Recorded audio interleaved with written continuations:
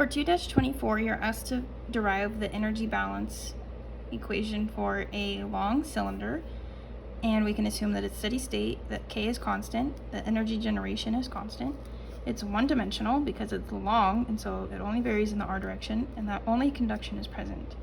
And so you start with the basic energy balance equation, and then you transform that into heat transfer and heat flux using area to be the area perpendicular to the heat transfer, but it's the area of the differential element, and that's what you get.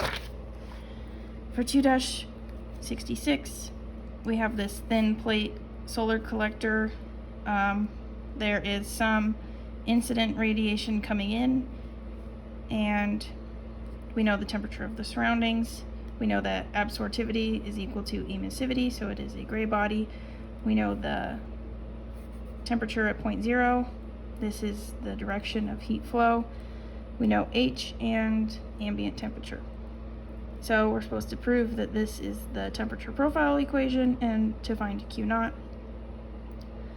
Assume one-dimensional, steady state, constant K, that convection and radiation is present.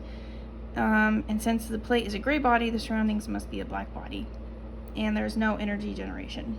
And so this is what you do, apply your boundary conditions. This is how you find Q naught. For 2-102, there is a long wire with some sort of resistance heater running through it, and so that means that we have energy generation, but we can assume that it's uniform. And since it's long, this is one-dimensional in the r direction, and this process is steady state. And so if you use handout 3, you can find the equation to derive the temperature profile at any point in the wire, and just apply it at point 0 because 0 is in the center.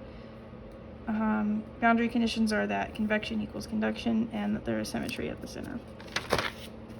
Okay, for this last question, you have a cup of water in thermal equilibrium with air, and so you want to know the vapor fraction of water in air and then the vapor fraction of air in water.